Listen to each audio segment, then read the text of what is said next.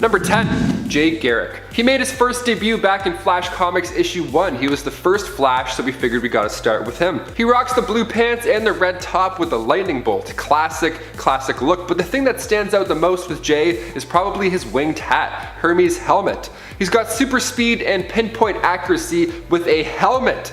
He'll throw a helmet at your kneecaps if he can't catch you. This dude is a badass. He wasn't on a god level like some of these other versions that I'll mention, but he could run at the speed of sound, which back in the 40s, that was quite impressive. Jay went to Midwestern University in Keystone City, majoring in both chemistry and physics, but when an experiment to purify water went south, these fumes knocked him out for a whole week. During that beauty sleep, Jay's body rejected nutrients and his metabolism increased greatly. When he did finally wake up, his new powers got him a spot on the Justice Society of America while remaining a scientist. He's getting it done, heroic way and in the nerdy way. We love him. Number 9. Barry Allen. One of the most popular versions of the Flash, of course, has got to be Barry Allen. He made his first appearance in Showcase issue 4. When he was just a child, his mother was sadly killed and his father was convicted of the crime. Barry was so determined to prove his father's innocence, so he went to school at Sun City University, receiving a major in organic chemistry and a minor in criminology. As an adult, he moved to a Central City apartment and began dating Iris West, a reporter from Picture News. An electrical storm hit one night when Barry was working on an experiment when a bolt of lightning hit him while shattering a cabinet full of chemicals. Now this resulted in Barry being now the fastest man alive, and he tried to hail a taxi, but when he ran after it, he was much further than he intended on going. Pretty sweet discovery. He used his power to save Iris West from a stray bullet, and after that point he knew he had to do more. The first villain Barry ever went toe-to-toe with, ironically, was the Turtle Man. Barry wasn't used to controlling these speeds yet, so he would just keep whizzing by him in random directions. It was actually pretty stressful. The Turtle guy did not bad. Slowest guy on Earth versus the fastest guy on Earth, and somehow it came close. He was in a rowboat and he's like, "Can't catch me, Barry." He's like, "I can." And before we continue on with this list, if you want to go ahead and give this video a thumbs up, that would be awesome. It helps us out so much here on the channel. You guys are the best. Now let's get right back to this list. Number 8. Wally West. So after Barry Allen sacrificed his life in the Crisis on Infinite Earth storyline back in 1985, it was Wally West who stepped up to take on the Flash mantle next. He popped up for the first time in the Flash issue 110. He was born in Blue Valley, Nebraska, and he grew up daydreaming about being the Flash one day. So when his Aunt Iris was dating Barry Allen, like the Flash that he dreamt of being, it was like a dream come true. It was like meeting your idol. He was in Barry's apartment and the chemical cabinet was the exact same as how when Barry got his powers, so Wally just had to ask about it. Well, it turns out the weather was also the exact same on this night because Wally wished that he would become the Flash, and it happened. Lightning hit, creating another speedster. That's pretty encouraging. I'm just gonna go hang out near my medicine cabinet next time there's a storm. Just wait. Number 7. John Fox.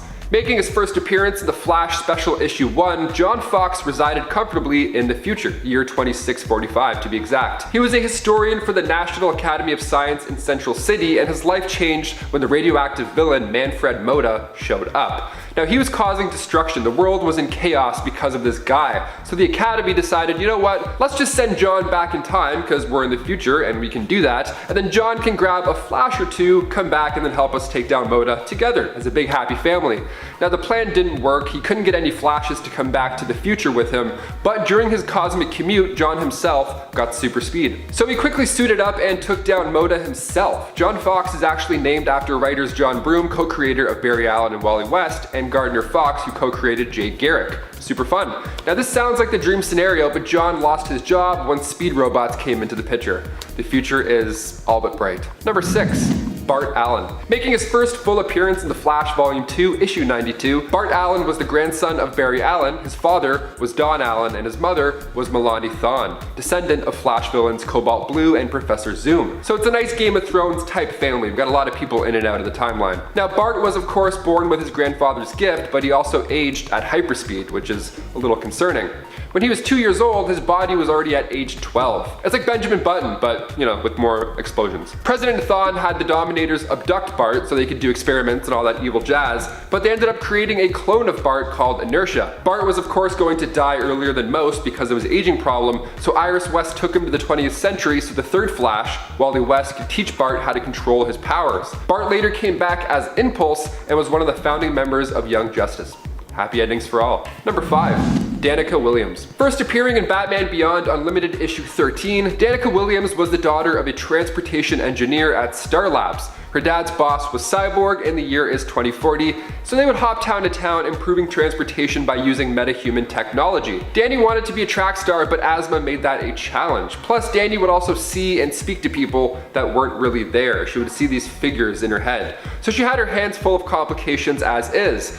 Well, it turns out she's not really crazy at all. These people are alternate reality versions of the Flash, communicating to her via the Speed Force. So she too had super speed, she just didn't know it. Now, once she discovered her hidden talents, she mastered them. Danny could soon run on air molecules. She got so good so fast. This actually impressed Bart Allen. He couldn't even get to that point. She had a loaded summer. She spent her time training with every version of the Flash, and she got parkour lessons on the side. Most superheroes hide their secret life from their family, but when Danica told her parents about her gift, her scientist father designed her a suit that would protect her. Later on, she convinced the owner of the Flash Museum to give her a job, and Danica is literally the dream Flash. I mean, minus the whole asthma stuff, of course. Everything else is pretty good. Number 4, Accelerated Man. First appearing in Grant Morrison's Multiversity story, Accelerated Man comes from Earth 19. A reality that resembles Victorian-era England, only as King Edward rules, this Earth 19 incorporated electrical technology. So it's quite advanced, this world. It just looks, old-timey. There were other superheroes here as well, like the Batman, the Wonder Woman, the Shrinking Man, and of course, the Accelerated Man. He was also seen in CW's Flash series. In season 3, the episode titled Attack on Central City, you see him pop up. Now, the Accelerated Man rocks the goggles, the face wrap, the scarf. I mean, style-wise, this version of the Flash, killing it.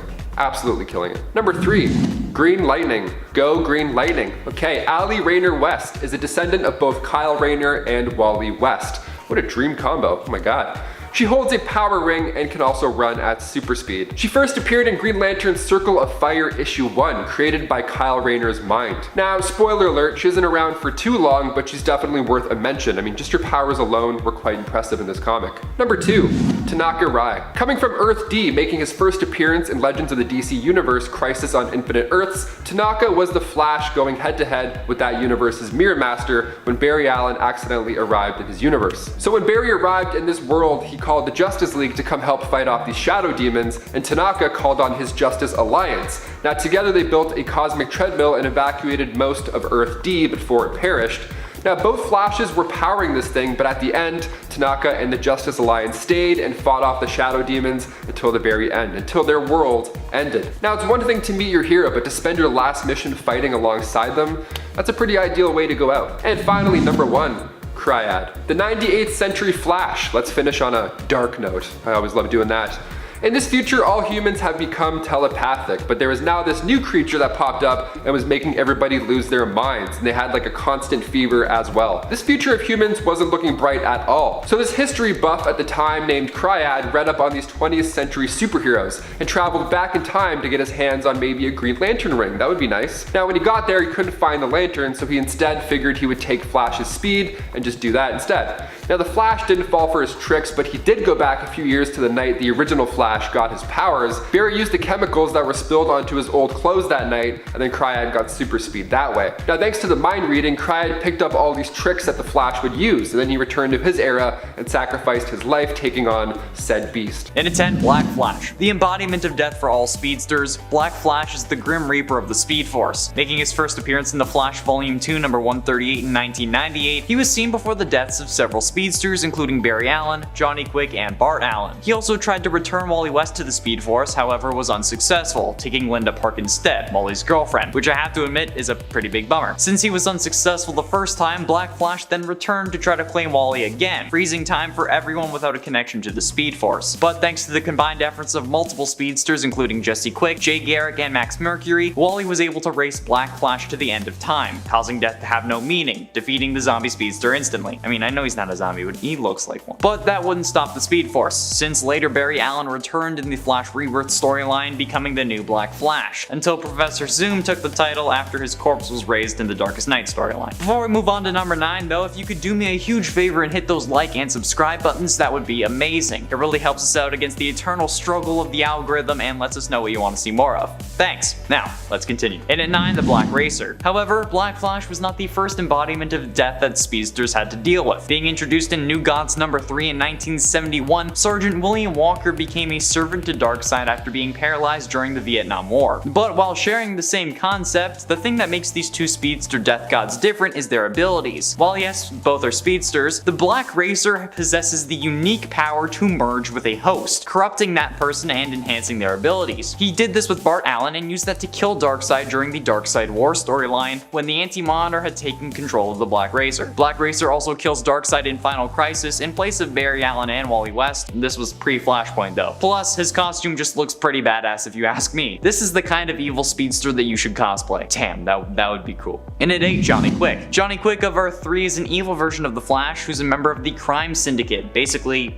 the Justice League, but evil. Same people, but different alignment. Jonathan Allen was once a high-profile criminal, but got cornered on the roof of Star Labs. While on the roof, Jonathan got struck by lightning, which also shattered the roof. John and his girlfriend fell through that roof, with John landing in a load of chemicals which ended up granting him his super speed. And his girlfriend, Rhonda, ended up gaining powers similar to that of the Atom. Looking at images of this guy, you can tell that he's nuts. Like, he looks like if the Green Goblin became a speedster. Like if Norman got the Carnage symbiote and then got super speed, this is what that would look like. Absolutely bonkers. However, when fighting against the Injustice League of Earth Prime, Johnny underestimated Captain Cold. See, he had managed to disarm Cold, but the gun was also voice activated, which allowed Snart to remotely freeze Johnny's leg and then kick it, shattering it. Johnny tried to crawl away, but was killed thanks to Alexander Luthor stealing his powers and then getting his neck snapped. That's gonna leave a mark. Number 7. Speed Demon. Blaze Allen, coming in hot from the Amalgam universe, is a powerful combination of Ghost Rider Johnny Blaze and Barry Allen's Flash. This unit first showed up in Speed Demon issue 1 back in 1996, and it all started when Blaze was working at the Quinton Carnival. He married Iris Simpson, but then when the Night Spectre came along and drained Iris of her life force, Blaze Allen fell into a deep depression. If I saw anybody get the life force sucked out of them, I wouldn't sleep, so this makes total sense. Blaze was turning to magic to figure this whole thing out. And no, I don't mean the card game. The real deal. He got so deep into magic that Merlin the magician, helped him bond with the demon Etrigan in order to ensure his late wife's soul was resting in peace, becoming Speed Demon. And so now becoming Speed Demon, he would go on to fight Dr. Doomsday, the Two-Faced Goblin, the Night Spectre, and many more. Once his secret identity was discovered by his nephew Wally West, they both freed the souls also being held by Night Spectre, including Iris Simpson and Jay Garrick. Number 6. The Tornado Twins. Dawn Allen, the daughter of Barry Allen, made her first comic book appearance with Adventure Comics 373. She was conceived in the 30th century after her dad's retirement, but she was born after his death in the First Crisis. She had a twin brother also named Don, just spelled D-O-N. They had only a fraction of their father's speed, but they were still quite powerful even so. They never got to know their father, so when Wally West arrived in their century, he was kind of shocked that they weren't using their gift to save others every day. But they did assist Wally into getting back to his own timeline by lending some Speed Force energy. After this point, the twins were inspired. They had that fatherly figure to look up to, even if it was only for a moment. After this day, they started to operate as the Tornado Twins. Later on, they would sacrifice their lives to save the Earth from the Dominators, and their deaths were seen in Legion of Superheroes Volume 4, Issue 17. Now, although this portion of Legion history was erased after 0 Hour, their deaths were confirmed in The Flash Volume 2, Issue 92. Number 5. Excess. First appearing in Legionnaires in 1994, Jenny was the daughter of Dawn Allen, one of the twins that I just mentioned. Right after her birth, the family was attacked by Professor Zoom. Her uncle Don and the rest of the family tried to get away. They tried to escape to a parallel Earth using the handy-dandy cosmic treadmill, but things went south and Jenny and her family got stranded on Earth 247, aka post-0 Hour. At first, Jenny didn't inherit any speed powers, but the Dominators, captured her anyways. They saw that last name on her ID and they're like, we're still gonna take her, let's still do it. So she saw her father being tortured and voila, it happened. Her powers came to be. So she saved her father and then got out of Dodge, and then Jenny started to train right away, and it didn't take long until she was drafted into the Legion of Superheroes. I mean, aside from the tragedy, it's a pretty cool family.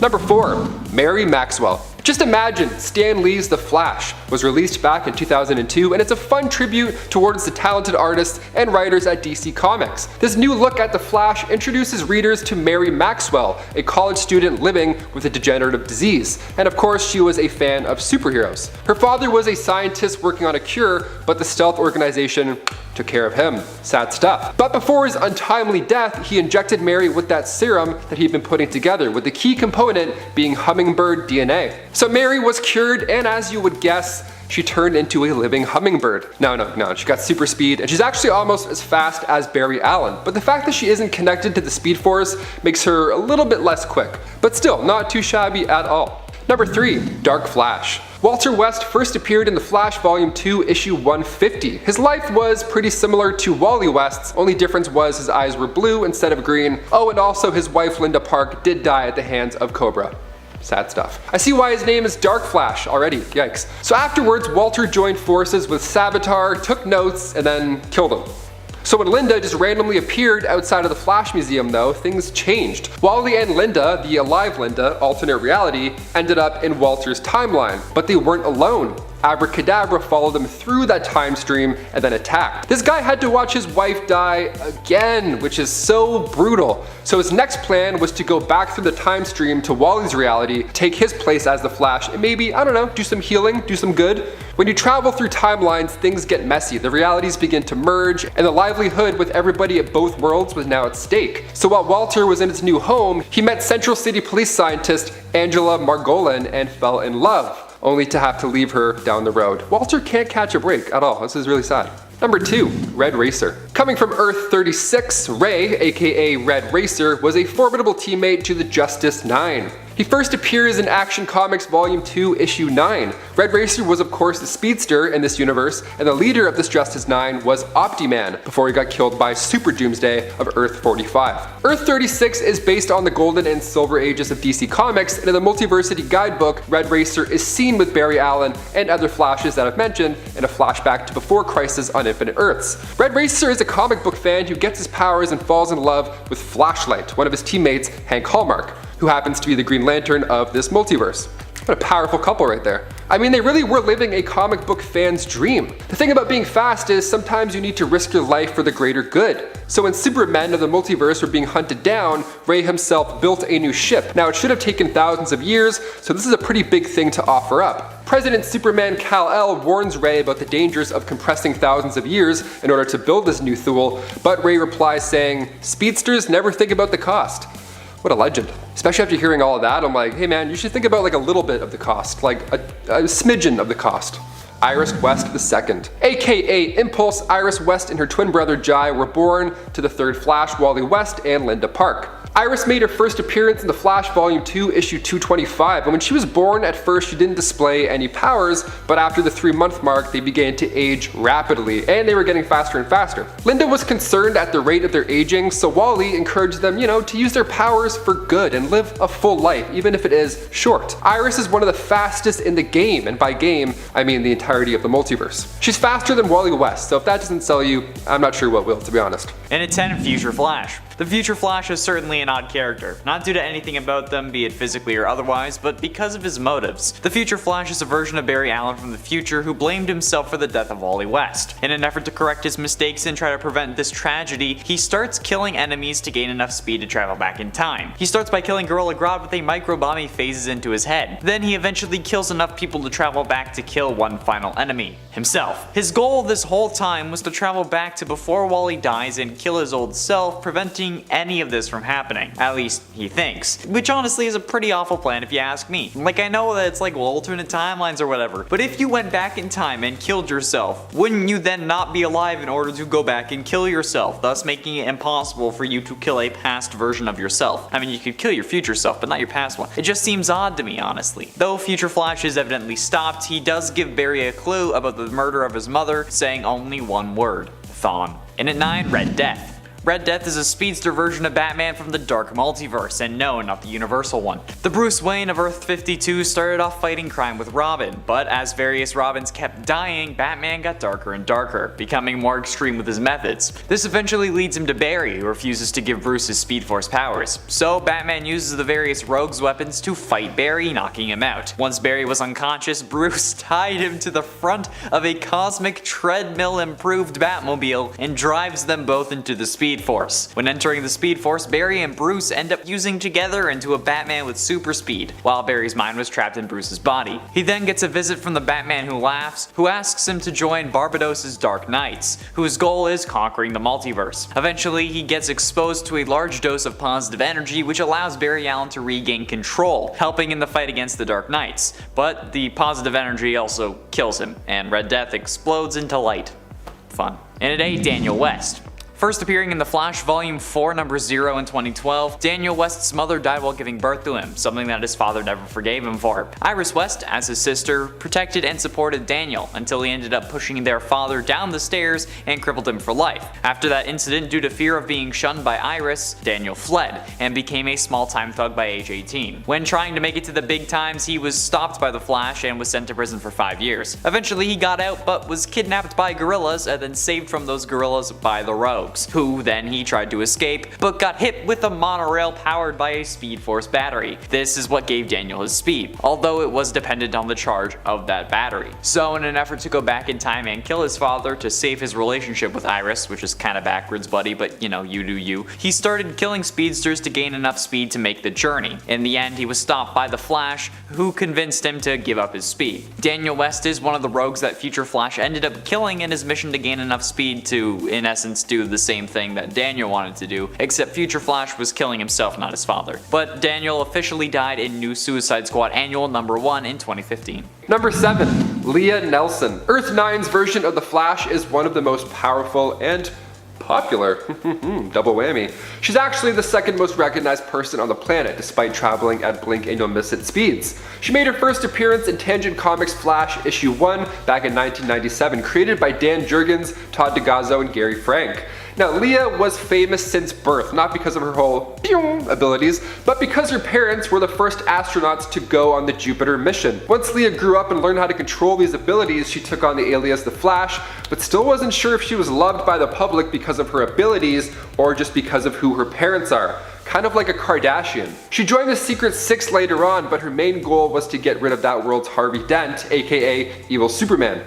She even got Wally West to help join the fight in Tangent Superman Reign issue 1. Leah is made of light, like literally she could control and manipulate light, but perhaps one of the best features is that she's an amazing actor, like that would definitely come in handy. During Countdown Arena issue 1, Leah pretended to be a damsel in distress to manipulate Jay Garrick of Earth 2. So many skills. I love it. Number 6. Kingdom Come Flash. On our last list, we were breaking down 10 different versions of Superman, so if you haven't checked that out, do so after this video. It should be somewhere over there. But in it, of course, we mentioned the Kingdom Come storyline. In the Flash of Earth 22, Wally West was the father of Kid Flash and a member of the Justice League. So after Superman had retired, he took his job into overdrive. He was sprinting crime scene to crime scene, just a constant force. You couldn't even have a conversation with the guy. He was that busy.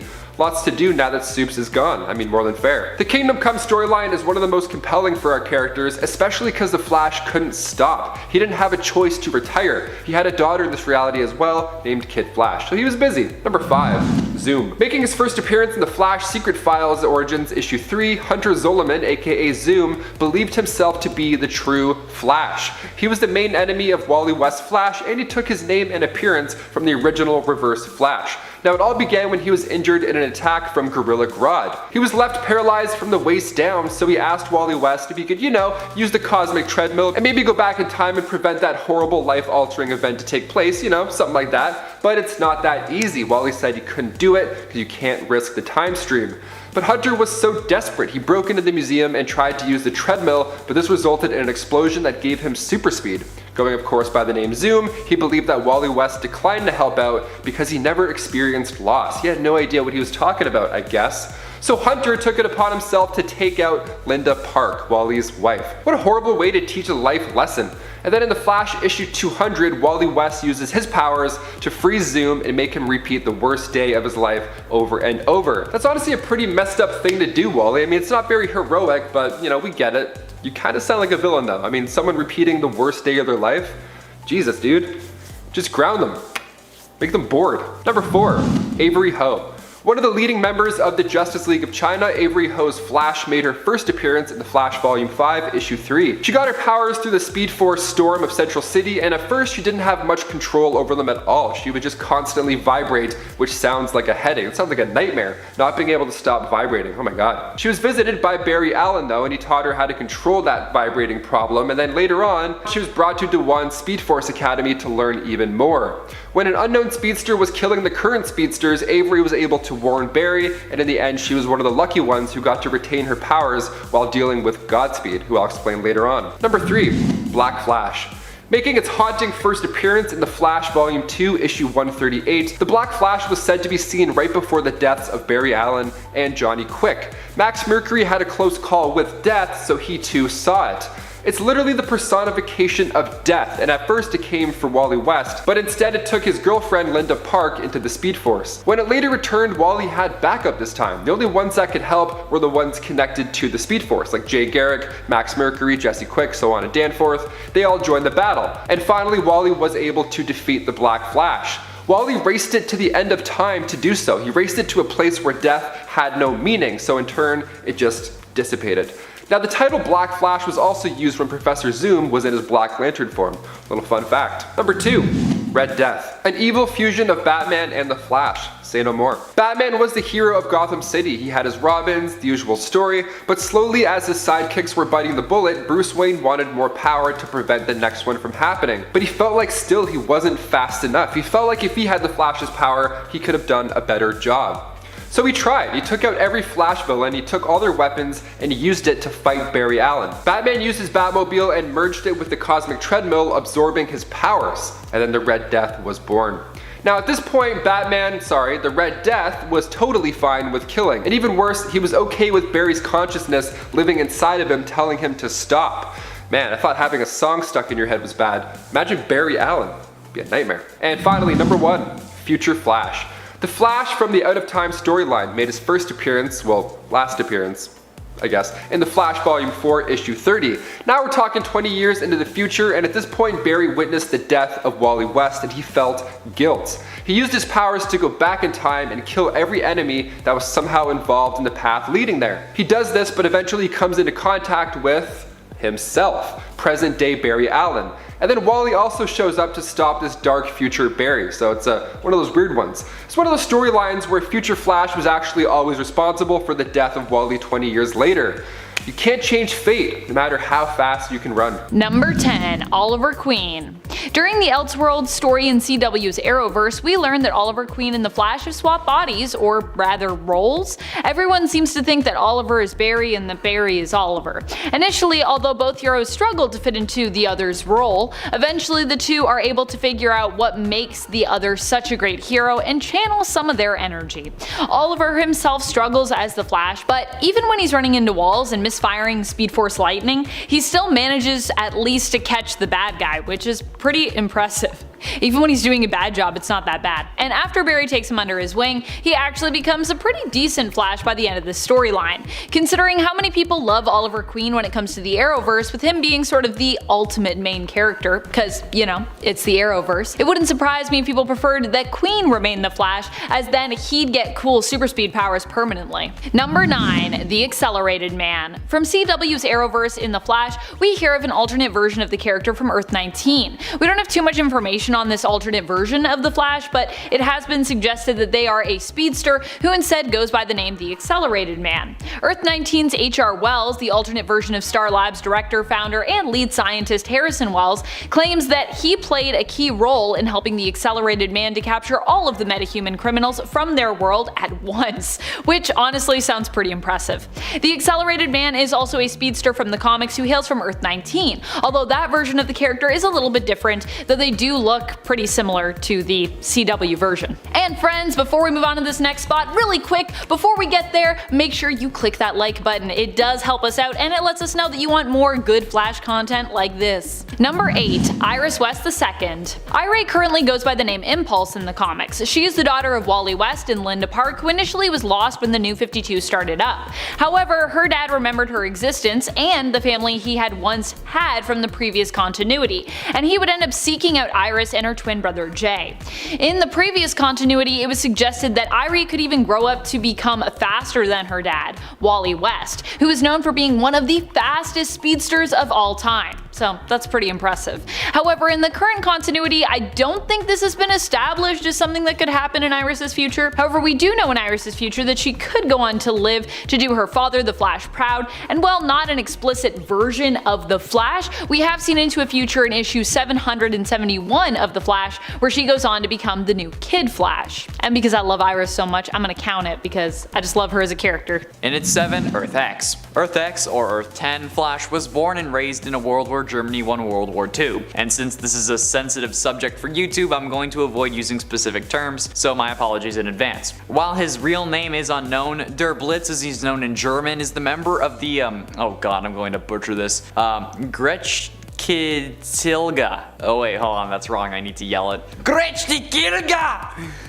God, I hate myself for that. Which is basically an evil regime version of the Justice League, also referred to as the JL Axis. The current members are Brunhild, the Earth 10 Wonder Woman, Leatherwing, Earth 10 Batman, Hawkman, Hawkgirl, Flash, Green Lantern, and Overman, the Superman of Earth 10. This version of the Flash also appears in the Freedom Fighters The Ray animated series that takes place in the Arrowverse, but was interestingly missing from the Crisis on Earth X crossover that featured characters from this show. Instead, this Flash was just Eobard Thawne from Earth 1 wearing Harrison Wells' face, which leads some to believe that Thawne killed the Earth X version of Flash in order to prove himself to the regime. And at 6, Savitar. This Savitar from the comics is certainly another interesting character, first appearing in Flash Volume 2 number 108 in 1995. The man whose name is still unknown that became Savitar was a Cold War test pilot. As he reached top speed in a test flight for a supersonic fighter plane, the plane was struck by lightning and went down in hostile territory. Once he learned about his speed though, he became obsessed and craved more, like any villain does. He named himself after the Hindu god of motion and spent years studying, learning new powers that no other speedster had mastered. He can protect himself in what is in essence a speed force field, give speed to objects and even other people, and heal injuries instantaneously instead of just way faster. As Savitar's obsession grew, so did his followers, and he became the leader of basically his own self-worshipping cult.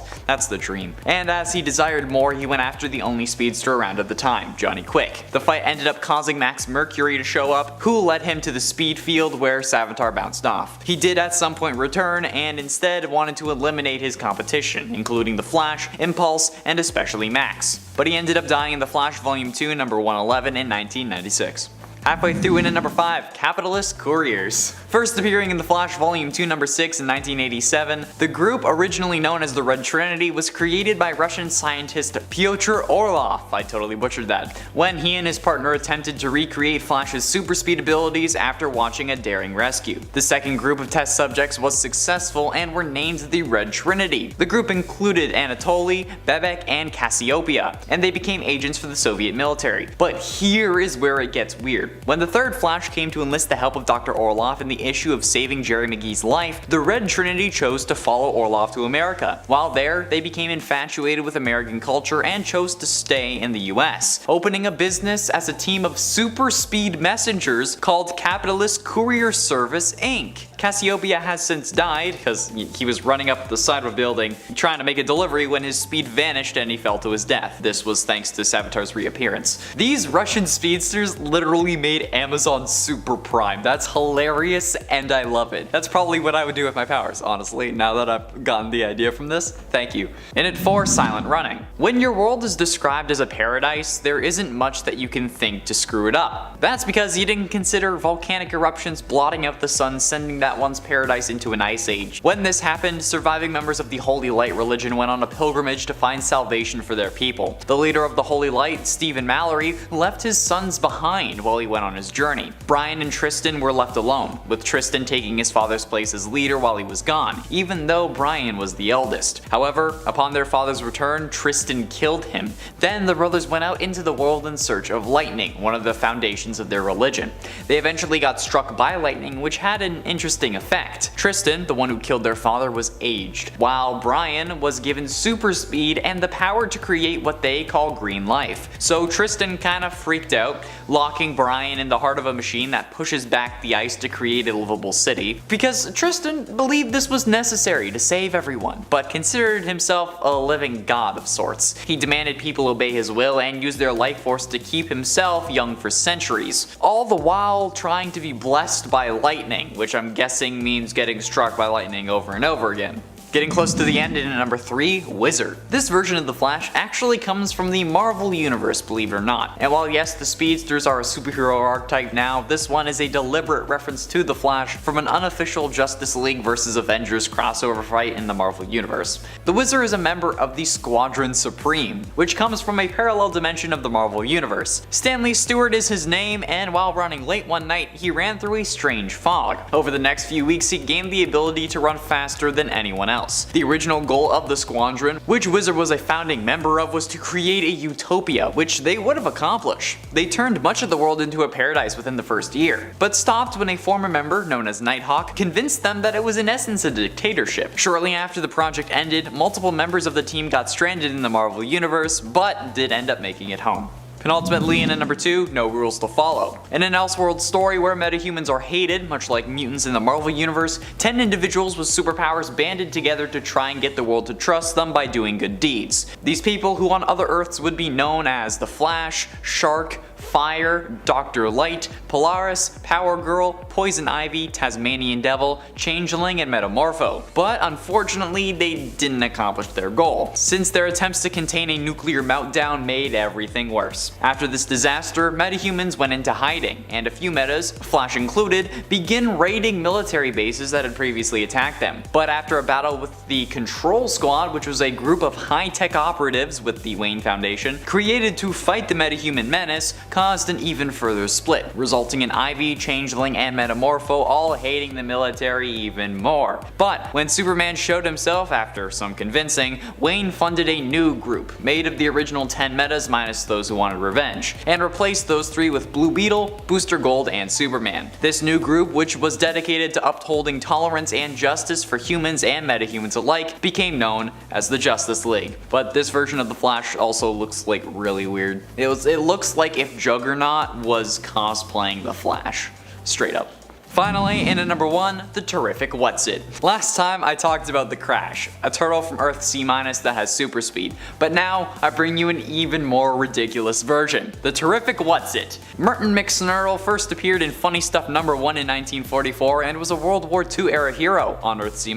He has super speed, super strength, and can fly. And the reason he's called Whatsit is because in an effort to conceal his identity, wait for it, he takes off his shell when he puts on his costume, so nobody knows that he's a turtle. That's even funnier than the whole like glasses thing for Superman. This version of the Flash even dresses like Jay Garrick with the helmet and everything. I'm not kidding. It's absolutely incredible. I love it so much. His name is McSnurtle. He's McSnurtle the turtle. Hell yeah, baby! And at 10, Future Flash. The Future Flash is certainly a powerful version of Barry, but he's not really from another reality, but from an alternate future that he wants to prevent from happening, hence why he's at number 10. The Future Flash is a version of Barry Allen from the future who blamed himself for the death of Wally West. So in an effort to correct that mistake, he tries to prevent this tragedy by killing people. Yeah, he starts killing his enemies to gain enough speed to travel back in time. He starts by killing Gorilla Grodd with like a little microbomb that he phases into his head, and then eventually he kills enough people that he can travel back in time to kill one final person, himself. His goal this whole time was to travel back to before Wally dies and kill his old self, preventing any of this from happening. At least that's what he thinks is gonna happen, which is honestly a pretty awful plan if you ask me. But based on how he killed his entire rogues gallery, essentially in order to gain enough speed to travel back in time, makes him seem pretty damn powerful, and honestly, really scary. Like if you're willing to kill another version of your past self or whatever it is, okay, you need some therapy or something. I mean it still sounds like a paradox to me, like I don't think you could actually kill yourself, but hey. And at 9, Kingdom Come. Wally West from Earth 22 is really powerful, but it comes with a major downfall. In the Kingdom Come universe of Earth 22, Wally West received his speed through unknown means, but nonetheless he still became the Flash, obviously. When Superman retired though, Wally kept going, but he kept going and never stopped, running from scene to scene, disaster to disaster, never taking a break. This ended up somehow just making it so that he could never stop running, having to constantly run as fast as he could, resulting in appearing to everyone as just a red blur, classic Flash style. But while this is powerful, he literally cannot stop, so there isn't really much benefit to it. However, he didn't end up killing himself or traveling back in time to kill himself, so you know what, in my books he's more powerful than future Flash, even if he can't stop running. I mean, like, at least the cops or death can't really catch him that way, right? Like, do you think, like, as he gets older, like, he slows down, like, to a point where he shouldn't be able to stand, but he's still running as fast as, like, your typical 23-year-old jogger? But, like, he can never stop? And it ain't Mercury Flash. Mercury Flash is a robotic version of the Flash made by Dr. Tornado as a member of his Metal League. The robot uses a mercury-based physiology, whatever that means, that makes it able to somehow channel the Speed Force. I don't understand how this man not only learned about the Speed Force, but was able to replicate or siphon it using mercury or whatever, but who cares? It's comics. It doesn't need to make sense as long as it advances the plot. First being introduced in the Multiversity Guidebook #1 in March 2015, this version of the Flash can do everything the normal Flash can do powers-wise. Because, you know, he's a robot, he can't really do, human-like activities. And has the added advantage of, you know, being a robot, so he doesn't really fear death. Not only is it not coded into him, but he also is just straight up being able, you can repair him. This version of the Flash hails from Earth 44, and honestly, I kinda wish I was him. No responsibilities, only running super fast. That's the dream. And in 7, Kingdom Come Flash. Wally West from Earth 22 is weird to me since it feels so backwards, everything does. In the Kingdom Come universe of Earth 22, Wally West received his speed through unknown means, but nonetheless he still became the Flash. And when Superman retired, Wally kept going, but he kept going and never stopped, running from scene to scene, disaster to disaster, never taking a break. Before this, however, he ended up having a daughter, who got her speed genetically and became Kid Flash. However, this is where it gets weird to me. His children were named Iris West and Barry West, and it sets me on edge because, like, they're supposed to be older than him, and then Wally is supposed to inherit the Flash mantle. It's weird. Not to mention that this time Barry and Iris are actual biological siblings, which only makes all the memes about the Arrowverse even worse at this point. But considering Wanda and Pietro from the Ultimate Universe, it's nothing new for comics. Gotta love them Game of Thrones-esque love stories, am I right? Okay, well, in this universe the kids don't actually end up dating, but you know what I mean. And at 6, Savitar. Yes. As a fan of the Arrowverse, I felt the need to include one of the most interesting evil speedsters on the show. Savitar, while sharing the name with another evil speedster from the comics, actually is revealed to be a time remnant of Barry Allen in the show, being more of a future Flash than Savitar. Honestly, he's a combination of both. His story, though, is very confusing, in essence making himself a paradox. In the post-Flashpoint Arrowverse timeline, Savitar comes back from the future to kill Iris West before her and Barry get married. This causes Barry to create as many time remnants as possible, which is basically a clone of himself, in order to stop him. But Savitar kills all of them except one. The one he spares then gets shunned by the rest of Team Flash for not being the real Barry Allen, even though he's still technically the real Barry. It's weird. So in an act of fury, the time remnant runs back in time, creating a new identity for himself as the first speedster and the god of speed known as Savitar, and then somehow gets his face badly burned. I feel like I need to return him to Papa John's. When he fails at killing Iris, however, he tries to scatter himself across time to become immortal, but is stopped by Team Flash and is shot in the back by Iris, which lets the paradox catch up. Season 3 was weird, man. It's nothing compared to Season 7, though. Halfway through into number 5, Bizarro Flash. When Bizarro 3 found himself infused with radiation from a blue sun, he got the power to replicate himself as well as create other Bizarro life forms based upon the likeness of people from Earth, which is gonna have a ton of legal repercussions, but whatever. He uses this power to create a cube-shaped Minecraft-like Earth he calls Bizarro World. One of the inhabitants he creates for it is Bizarro Flash. The post-crisis Bizarro Flash is morbidly obese and is super slow, which is just ridiculous. But for some reason, he can also fly at the speed of light, apparently, which also doesn't make any sense, but hey, it's comic books, what are you gonna do? Some versions of this Bizarro can still run fast, but but get winded easily, so they don't pose much of a threat. Certainly not against the likes of someone like Kingdom Come Flash, who never stops running. This version of Bizarro Flash also has a line of mustard for a logo instead of a lightning bolt, although I do have an odd craving for hot dogs now. And at 4, Leah Nelson. Leah Nelson from Earth 9 is a very different version of the Flash, to say the least. On her Earth, Leah is the second most recognized person on the planet. She was an instant celebrity since her parents were the first people to visit Jupiter, her mother was a bit of a hero herself, and her father was a Nightwing agent, even if he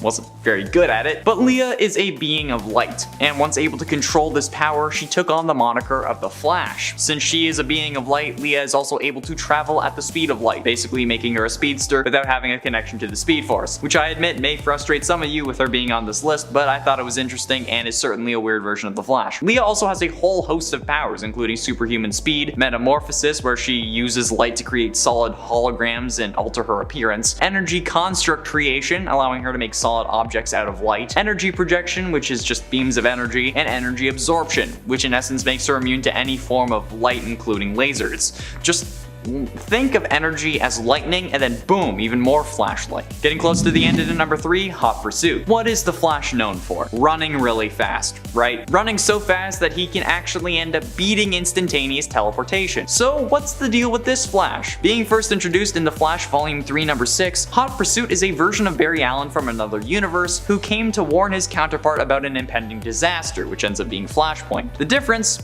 This Flash doesn't run. Instead, he has a Speed Force powered motorcycle called the Cosmic Motorcycle. Yeah, his cowl is a motorcycle helmet and his suit is in black and white. This version of Barry Allen doesn't seem to have a physical connection to the Speed Force, only being able to access it through his motorcycle. Unfortunately though, Hot Pursuit dies 6 issues later in The Flash Volume 3 number 12 as a part of the Road to Flashpoint event. The moniker of Hot Pursuit would later be adopted by Patty Spivot after she stole his gear from the Central City Police Department. Penultimately in number 2, Speed Demon. I remember a while ago I mentioned an Amalgam universe that combined DC and Marvel characters, and I mentioned the Iron Lantern, a combination of Hal Jordan and Tony Stark. Well, today I present you Speed Demon, a combination of Barry Allen and Johnny Blaze. Blaze Allen was a circus daredevil who sold his soul to become the first Speed Demon. The demon component of Etrigan was formerly Jay Garrick before the Night Spectre stole Jay's soul. The Night Spectre approached Blaze and asked him to serve him in his attempts to collect souls of the most pure and the most corrupt. Blaze Allen refused. So in an attempt to persuade him, at his wedding, Night Spectre stole Iris's soul. Blaze then accepted the bond, hoping to get Iris back, or at least to ensure her safety. Speed Demon speaks only in rhymes, but is a speedster with a flaming skull head that can also breathe hellfire, which is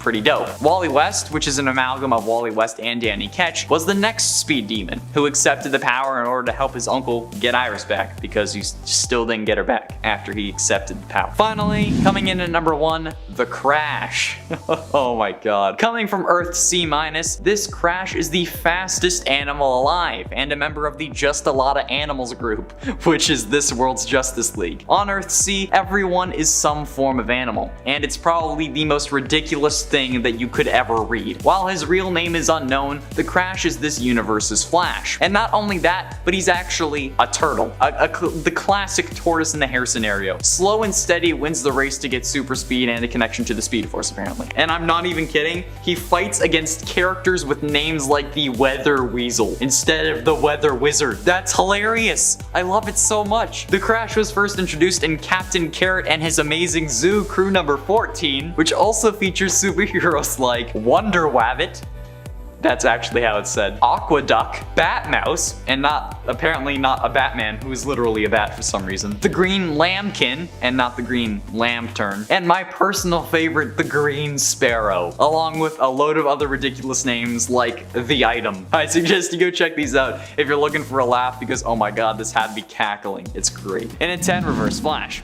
Now I know what you're thinking, but isn't Eobard known as the villain Reverse Flash? But he's a villain, he's not Barry. Okay, look, alright, I get it. In the main continuity, yes, but in the dark multiverse Flashpoint story, Eobard actually becomes the Flash, and he kind of became his own form of hero in a way, like a dark, twisted, messed up hero hellbent on eradicating the human race and just subjugating all superheroes to his will, but hey, that's still kind of a hero, right? Technically it counts. And I mean, like, he's still scary and another version of the Flash, so yes, it does. This is a universe where Barry Allen dies while trying to get his powers back with Flashpoint Batman, aka Thomas Wayne. But he dies, and Reverse Flash kind of takes his place. But once he tries to stop the war between Aquaman and Wonder Woman by threatening them and killing Arthur, you know that there's going to be some hell to pay. So he sets out on shaping the world into his own image. This involves preventing Batman from ever becoming Batman and instead creating his own superhero team full of versions of the characters we know and love, but all with Reverse Flash logos somewhere on their suits usually. And I have to say, preventing Batman from being created is probably the smartest thing that Eobard has ever done, or could have done in this situation, because either way, no matter who becomes Batman, Batman is always going to lead some form of resistance. So by eliminating Batman being created, you stopped just a resistance rising against you, so good on you. And at 9, Gorilla Grodd Flash. Grodd Friended Me is the 13th episode of the 6th season of The Flash, and is the 127th episode overall. In this episode, Grodd comes to Barry as a projection of Joe, and tells Barry that he is aware of his progressions made post-crisis. He asks Barry to assist him with getting to the Gorilla City that is now on Earth Prime, so he can at least be happy among his own kind, because currently he was locked up at Argus. Barry realizes that they have to try something new and overlook the past, and they need to work together to beat the Salivar that is in Grodd's mind. Barry and Grodd combine their brains briefly, giving Grodd super speed powers. Barry tells Team Flash what's going on, and Frost discovers that on the off chance that they don't end up separating their brains the exact moment that they escape, they're both going to die. While in the Mindscape though, Barry educates Grodd on how to utilize his speed against Salivar, and he succeeds with Barry's help. Barry awakens in reality, successfully disconnected from Grodd's mind. So yeah, a telepathic psychic gorilla with super speed after combining with the fastest man alive, yeah, that's gonna be a no for me, dog. Actually though, it was a pretty sick episode. And at 8, Speed Demon. Speed Demon, first introduced in Speed Demon number 1, is, aside from what your ex-girlfriends might have called you, a combination of Barry Allen and Johnny Blaze. Blaze Allen was a circus daredevil who sold his soul to become the first Speed Demon, and yes, there are multiple. The demon component Etrigan was actually formerly Jay Garrick before the Night Spectre stole Jay's soul. The Night Spectre approached Blaze and asked him to serve in his mission to collect the souls of the most pure and the most corrupt, which just sounds like a dream job to me, but whatever. Blaze Allen refused, so in an attempt to persuade him at his wedding, Night Spectre stole his wife's soul. He stole Iris's soul, yep. Blaze then accepted the bond, hoping to get Iris back, or at least ensure her safety, but of course, he pulls back. That's not gonna happen, bro. Speed Demon speaks only in rhymes, but is a speedster with a flaming skull head that can also breathe hellfire. Wally West, an amalgam of Danny Ketch and obviously Wally West, was the next Speed Demon who accepted the power in order to help his uncle get Iris back. It's interesting because, like, I would give up my soul for super speed. Are you kidding me? And the ability to breathe fire? Speaking in rhymes is great. Yeah, that's right. You better not hate. Number 7, Eobard Thawne. I know what you're thinking. Hey, but isn't Eobard Thawne known as a villain and the Reverse Flash? In the main continuity, yes, but in the Dark Multiverse Flashpoint story, Eobard actually becomes the Flash. And what's more, he kinda becomes a hero as well. A dark, twisted, and messed up hero, hellbent on eradicating competing heroes of that universe, but a hero nonetheless. He succeeds in defeating Barry Allen and Flashpoint Batman, aka Thomas Wayne, and then sets out to change the world, shaping it into his version of perfect. This involves preventing Batman from ever becoming Batman, and instead creating his own superhero team. Number 6, Impulse. Okay, so Impulse isn't really the Flash. He's more associated with the Kid Flash name than the main Flash name, though he did at one point dress up as the Flash in order to buy time for Wally. Unfortunately, his very brief time impersonating the Flash wearing the costume was cut very short, as at this time Bart was without his powers and ended up being killed. Of course, this was still a very moving story involving Bart, who is probably the most loved member of the Flash family, with really only Iris and Jay West offering any potential competition there, in my opinion. Those two are a couple of super lovable cuties as Wally and Linda's kids. Also, despite being young, Bart Allen is still super powerful when he is powered. He can time travel, hop dimensions, has been shown to be fast enough to fend off and even beat Godspeed, and he can phase. Number 5, Jess Chambers. Jess Chambers is the Flash from Earth 11, who in Future State ended up moving to Earth 0, heading there to help at first but deciding to stay on Earth 0 permanently. They ended up joining the Future Justice League, and while working alongside their teammates teammates, we saw Jess do something pretty cool. Something I'm not sure I've ever seen another Flash do before, but if you have, I guess let me know in the comments. The Justice League seem to be trapped in another world by the White Martians, who have taken their place and aim to conquer Earth Zero. Flash uses their Speed Force senses to determine, based on the vibration of the Earth that they are on, that it's not actually the Justice League's home world, it's not Earth Zero. In order to take the League home, Jess then shares their power with their teammates, also granting them a connection to the Speed Force and super speed temporarily, allowing them to travel through the multiverse together and all return home. Also, for those wondering, Earth Zero is the number for future states, reality, and Earth. Number 4. Jay Garrick. Jay Garrick was the first Flash. He actually gained his superpowers from his own experiments. He might not have been the fastest Flash initially, considering that he could travel near the speed of light, which in retrospect now isn't actually that fast compared to some other Flashes, but back in the day that was considered to be pretty impressive. Before we got as crazy as being able to duplicate yourself with the Speed Force and travel back and forth through time, Jay was also known for being a brilliant scientist. He has even been called on in the past in the original comic series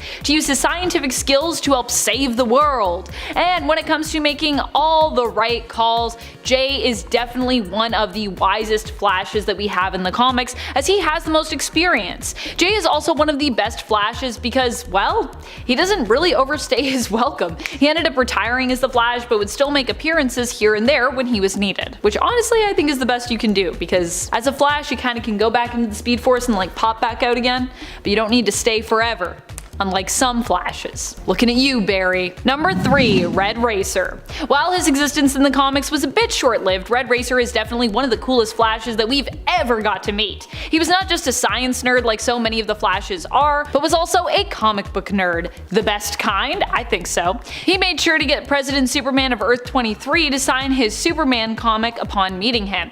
Red Racer is the fastest man alive on Earth 36 and part of that world's Justice 9 team. He ended up joining a multiversal sort of Justice League that included Earth 23's Superman, Earth 11's Aquawoman, and Captain Carrot of Earth 26. This team is known as Justice Incarnate in the comics. Red Racer also did not hesitate when he had to give up his life in order to save others, and he also proved how intelligent he was at that time when he rapidly built a receiver version of Ultima Thule, a sort of interdimensional spaceship that is made out of frozen music. Doing so cost him his life, but enabled the rest of his teammates to save the day. Oh, and he also did it really fast, and it's supposed to be a thing that takes thousands of years. And I'm pretty sure he also did it without any blueprint. He just was yeah, I'll just build it. I'll die, but I got you guys. So cool, what a hero. Number 2, Red Death. Because Batman basically does everything better, including being the Flash. Or well, this is the Dark Multiverse and the Dark Knights, so I guess I should say he does it the worst in terms of him being a bad guy, but he also does it the best in terms of what he is capable of.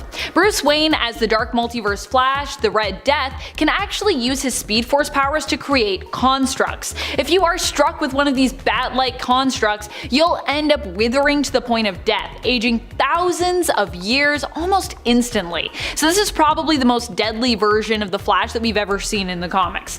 Red Death hails from Negative Earth 52, back when there were negative Earths and we had a Dark Multiverse. RIP Dark Multiverse. Number 1, Wally West. Obviously, who is one of the best Flashes around? None other than Wally West, the once new version of the Flash everyone fell in love with and then were deprived of for years. However, Wally is back now, and not in a way where he's forced to be a villain or to be miserable. He actually gets to be a hero and be happy in the comics, which is really all most Wally fans have wanted for him and his family this whole time. Wally West is the nephew of Iris West and therefore by marriage Barry Allen. For a time, Wally operated as Barry's sidekick, Kid Flash, but would eventually become a hero all his own. Wally is considered to be one of the fastest Flashes to have ever existed, and he also seems to have learned somewhat from Barry's and the other Flash's mistakes in the past, making him sometimes a little bit wiser by comparison. At least a bit wiser than Barry. Kicking off the list at number 10, Bizarro Flash. When the Flash made his first appearance in Showcase issue 4, his first villain was the slowest guy ever, named, appropriately, the Turtle. Now the Flash at this point wasn't used to his newfound speed, so he kept sprinting by him. Also, the Turtle was great at spray painting silhouettes, which helps. It was a fun origin story to show how fast the Flash can really go, but if it came down to it, who would win in a fight, Bizarro Flash or the Turtle? Coming from Action Comics issue 856, Bizarro Flash, the fattest man on Earth instead of the fastest, actually took down 4 dudes with his, body weight. Now this is Bizarro World characters, so they act as their opposites. It's a fun alternate that I wanted to throw in, but I really do believe that this guy could actually fall on the Turtle and just crush him to death. Because being slower in that first Showcase issue would have probably done the trick for the Flash. What do you guys think? Let us know down below. Number 9. Johnny Quick. Jonathan Chambers made his first appearance in More Fun Comics issue 71. He comes from the original Earth 2, the same time as around World War I. Johnny at the time was a news photographer, and his guardian and role model, Professor Ezra Gill, figured out this equation, okay? He took a papyrus from the ancient tomb of King Amen, studied it, and then realized that this formula could be the secret to tapping into the 4th dimension of time. Interstellar stuff, let's do it. But sadly, he didn't get to live that far, so he passed this formula down to Jonathan and told him how to use it. Jonathan was inspired by the Earth 2's Flash, Jay Garrick, so he too made a costume, an alias, and started saving the day as Johnny Quick. Now he wasn't as fast as Jay, but still, this was a major upgrade, not bad at all. He was soon recruited into the government's all-star squadron, and after World War II, he joined the reconstructed Justice Society. Now once he retired, for the most part, he married another superhero, Liberty Bell, and they had a nice honeymoon on Earth S. Now before we head over to number 8, if you're enjoying the video, please just throw us a thumbs up, share the love. Those clicks do go a long way for us in our channel. You're the best, thank you so much. Now let's get right back to this list. Number 8. Jessie Quick, aka Jessie Chambers, the daughter of Golden Age heroes Johnny Quick and Liberty Bell. Jessie made her first comic book appearance in Justice Society of America Volume 2, and her father taught her the formula that allows her to tap into the Speed Force as well. It's like Pythagorean's theorem, but a little bit more useful, just a tad. She wasn't throwing villains into the future, but while she was studying at Gotham University, the Justice Society of America came back, so she studied these returned heroes. She was working on a thesis about the importance of superheroes in society, so it was her homework to stalk them, essentially. Her father got her to drop off some documents to the team, and in doing so, she ended up joining them as Jessie Quick. Jessie took over the Liberty Bell name in the 3rd iteration of the JSA, and then later married the 2nd Hour Man, Rick Tyler. And it's 7. Black Flash, the actual physical representation of death for all speedsters, and honestly, maybe a couple other people, but they just don't see him coming. Black Flash is the Grim Reaper of the Speed Force. Making his first appearance in The Flash Volume 2 number 138 in 1998, he was seen before the deaths of several speedsters, including Barry Allen, Johnny Quick, and Bart Allen. He also tried to return Wally West to the Speed Force, but was unsuccessful, taking Wally's girlfriend Linda Park instead. I mean, like, based on past experiences, Wally, feel like he did you a favor. But since he was unsuccessful the first time, Black Flash returned to try to take Wally again, freezing time for everyone who didn't have a connection to the Speed Force, which is a total dick move. Like, first you take my girl, and now you're still trying to get me? Like, bro, at least give me my girl back. But thanks to the combined efforts of multiple speedsters, including Jay Garrick, Max Mercury, and Jessie Quick, Wally was actually able to race Black Flash to the end of time, causing death to apparently have no meaning, which I mean doesn't really make total sense, because as long as someone is still living, death would still matter, but oh well. It's comics, like I said. But that didn't stop the Speed Force, because later Barry Allen returned in the Flash Rebirth storyline, becoming the new Black Flash, until Professor Zoom took over the title after, he was raised in the Blackest Night storyline. Yeah, there's been a lot of Black Flashes. And at 6, Darkseid War. What's more powerful than a speedster death? What about actual death as a speedster? That's right, in the Darkseid War storyline, Barry Allen becomes the host for Death, also known as the Black Racer. Through Barry, Black Racer kills Darkseid, and Barry fights off Black Racer, escaping from his grasp. Barry runs away, but the Racer gives chase, staying mere inches behind him. When Black Racer catches up to Barry, he explains that he must have a tether. If he doesn't, the entire world will end, and everybody will die. He shows this world to Barry, and Barry accepts the power. He has to kill someone though to let the universe continue to live. So then he appears in front of Iris. As he does, the Black Racer bursts out and tries to kill her, but Barry once again frees himself from the manifestation of death, but this time using his own weapon to kill him. Killing Black Racer seemed to be the answer, but instead, Barry Allen had freed Death, and since it no longer had a tether, it wiped everyone out. Yeah, Death isn't as cool and collected as the one from Supernatural. But luckily this was all happening inside of Barry's head, so when he comes to, he accepts the responsibility of Death and becomes in essence just the Grim Reaper, the last thing that anyone sees before they die. And honestly, that's pretty damn powerful if you ask me. And also, kind of my dream job. Halfway through into number 5, Savitar. As a fan of the Arrowverse, I feel like I need to include one of the most interesting evil speedsters in the show. Savitar, while sharing a name with another evil speedster from the comics, is actually revealed to be a time remnant of Barry Allen in the show. Being more of a future Flash than Savitar, I mean, like, he's kind of both. It's weird. He also didn't come back to kill Barry, he came back to kill Iris. His story is pretty messed up. In essence, making himself and having like a classic chicken and the egg scenario. Which came first, Savitar or the Time Remnant? Neither, they both kind of made each other. In the post-Flashpoint Arrowverse timeline, Savitar comes back from the future after escaping a Speed Force prison to kill Iris West before her and Barry can get married. This causes Barry to create as many Time Remnants as he possibly can because he is willing to kill himself in order to save Iris. Yeah, Savitar kills them all because, you know, he's a future version of Barry. He knows what's gonna happen.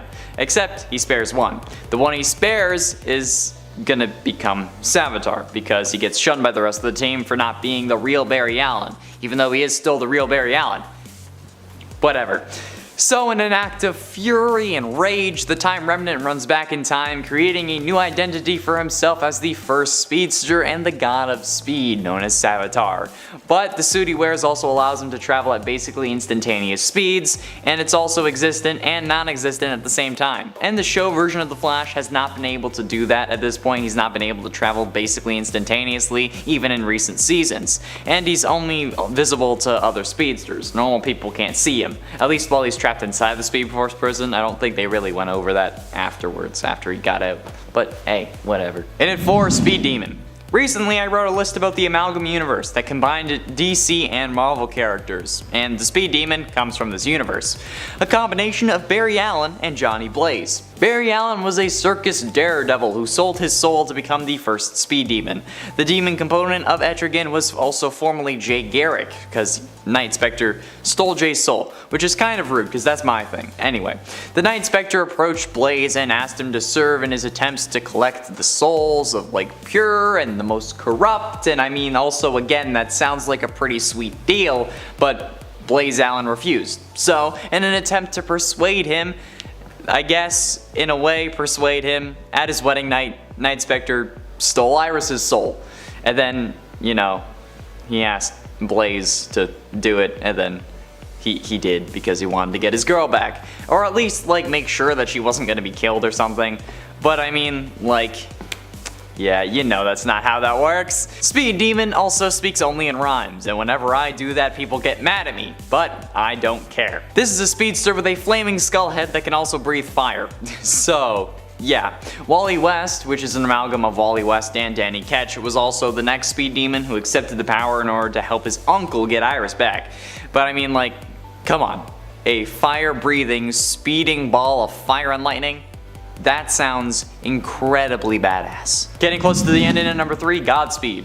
August Hart is the former detective partner of Barry Allen. August was the only witness to Barry's accident that turned him into the Flash. While going after a criminal organization known as Black Hole, August was struck by lightning during a Speed Force storm in Central City.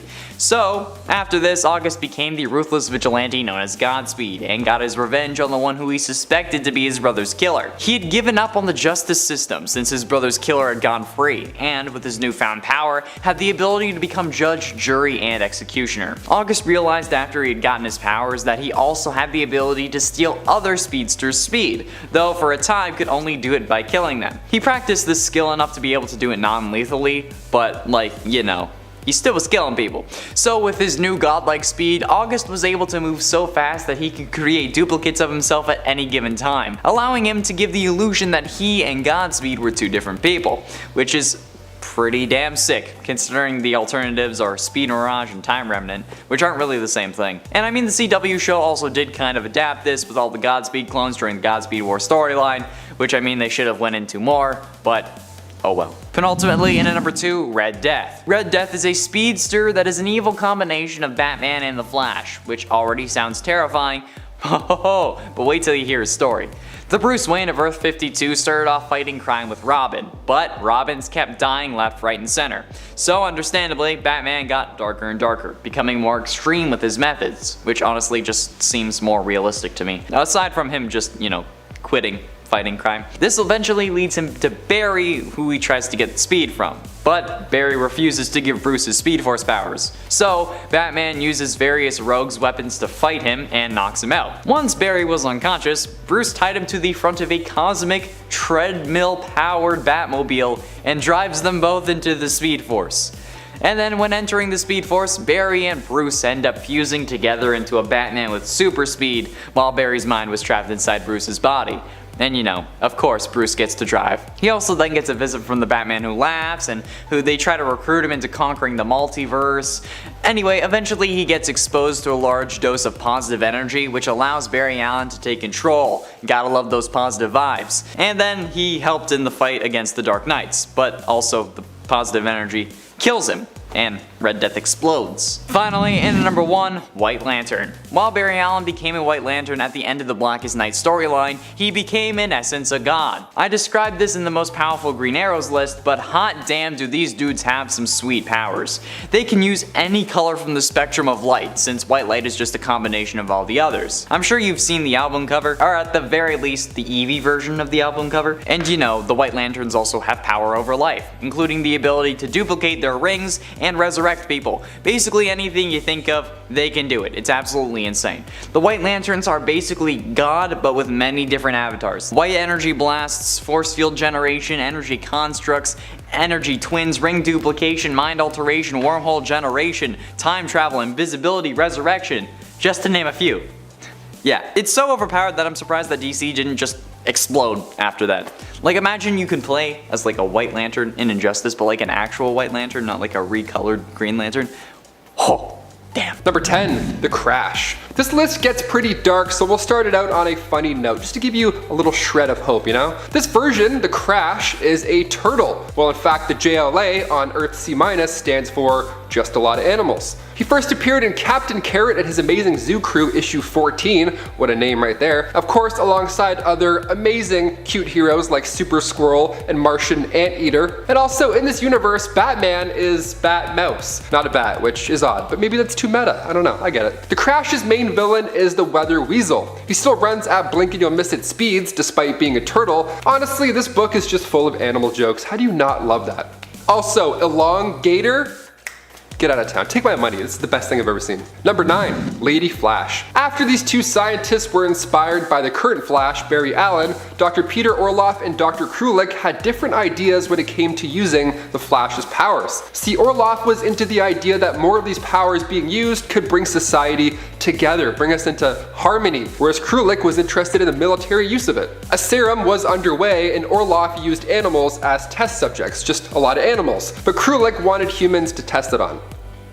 Both pretty bad. He tried it himself, but after running at super speed for the first time, the friction burned him to a crisp. Yeah, that's how that works. The Kremlin had given the pair 3 children to test on, Gregor, Boleslaw, and Christina. They became Blue Trinity together with Orloff in charge. Now, once the Manhunters betrayed Blue Trinity, the team was sold to Vandal Savage, where he would then experiment with them using a substance called Velocity 9. Shortly after Vandal Savage apparently killed the Flash, Christina became Lady Savage, and then Lady Flash once Vandal gave her a stolen Flash suit. Now, when the Flash did come back to life to take on Vandal, Christina ended up switching sides, and in turn was able to keep jogging along in that costume as Lady Flash. And before we continue on with this list, if you guys want to go ahead and give this video a thumbs up, it's the one that looks like that, not that one, but that one, it really does help us out quite a bit. You guys are the best. Now let's get right back to this ultimate Flash list. Number 8.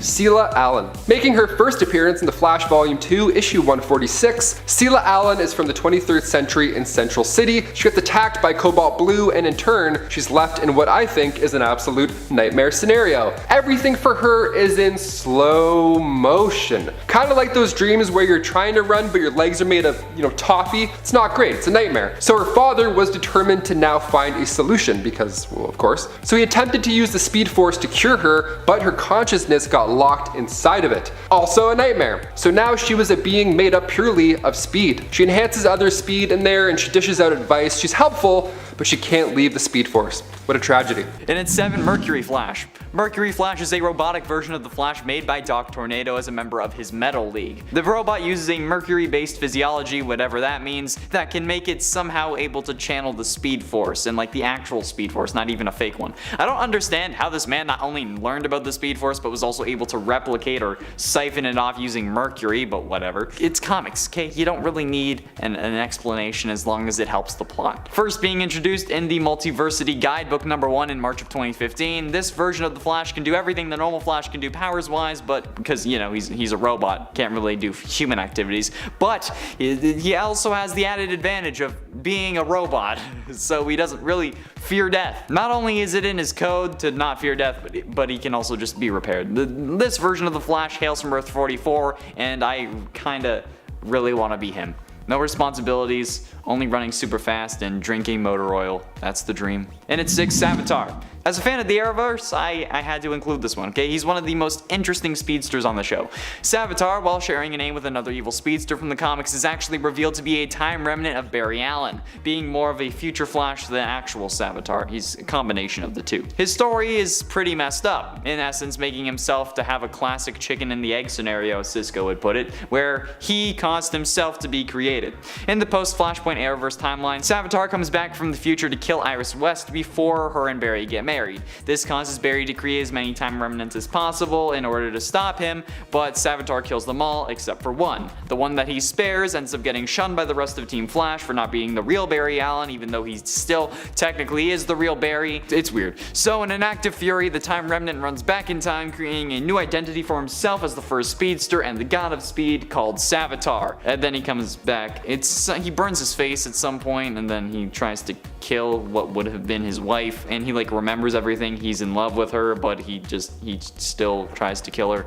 Yeah, I don't get it, but it's still pretty damn scary. Halfway through into number 5, Black Lantern Reverse Flash. The Black Lantern Corps is a group of various dead superheroes and villains alike who are raised by Nekron and each given a Black Lantern ring.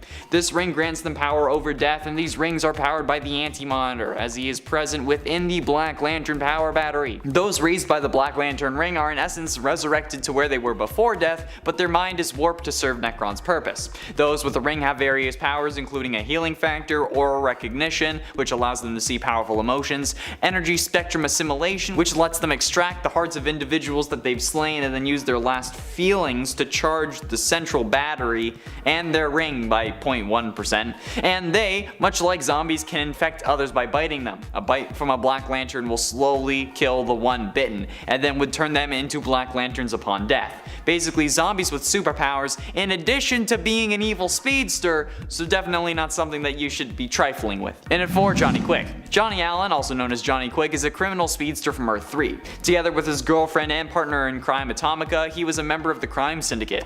Johnny Allen was a high-profile criminal on the run with his equally criminal girlfriend when he was cornered on the roof of Central City's Star Labs. Allen was struck by a bolt of lightning which shattered the roof, and the duo fell into the lab space below. With Allen landing amid the chemicals, something in this incident granted him super speed and went on to become a powerful supercriminal alongside his girlfriend, who also had been empowered. While his girlfriend took the name Atomica, he took on the name Johnny Quick. And he ran through the city, answering to no one, until the day the White House burned. Around the time of Darkseid's incursion into Prime Earth, the being that had destroyed Ultraman's Krypton came to Earth, and an alliance of supercriminals formed to find a way to safety. Now my question is Johnny Quick the reason Johnny Quick became a speedster. There's the whole storyline where Barry Allen runs so fast that he disintegrates, but then he also time travels and becomes the bolt of lightning that gives him his powers.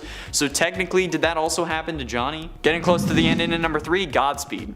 August Hart is the former detective partner of Barry Allen. August was the only witness to Barry's accident that turned him into the Flash. While going after a criminal organization called the Black Hole, August was also struck by lightning during a Speed Force storm in Central City. So August became the ruthless vigilante known as Godspeed, and got revenge on the one who he suspected to be his brother's killer. He had given up on the justice system since his brother's killer had gone free, and with his newfound power and the ability to become judge, jury, and vibrating executioner, August realized that after he had gotten his powers that he also had the ability to steal other speedsters' speed. Though for a time he could only do it by killing them, he practiced the skill enough to be able to do it non-lethally as well. With his new godlike speed, August was able to move so fast as to create a duplicate of himself at any given time, allowing him to give the illusion that he and Godspeed were different people, which is pretty damn sick, considering the alternatives are Speed Mirage and Time Remnant, which aren't technically the same thing. Time Remnants just create evil versions of yourself, apparently. Penultimately, in at number 2, Black Flash.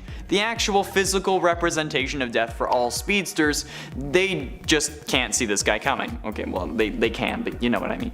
Black Flash is the Grim Reaper of the Speed Force. Making his first appearance in The Flash Volume 2 number 138 from 1998, he was seen before the deaths of several speedsters, including Barry Allen, Johnny Quick, and Bart Allen. He also tried to return Wally West to the Speed Force, however was unsuccessful, taking Linda Park instead, Wally's girlfriend, which after past experiences, Wally, I feel like he probably did you a favor. But since he was unsuccessful the first time, Black Flash returned to try to claim Wally again, freezing time for everyone without a connection to the Speed Force. But thanks to the combined efforts of multiple speedsters, including Max Mercury, Jay Garrick, Jesse Quick, and Wally, Wally was able to race Black Flash to the end of time, causing death to have no meaning. In the CW, Black Flash was Hunter Zolomon after the season 2 finale, and was killed during season 3 when Savitar lured him out of the Speed Force and Killer Frost froze him, resulting in her first kill that actually turned out to be her ex as well.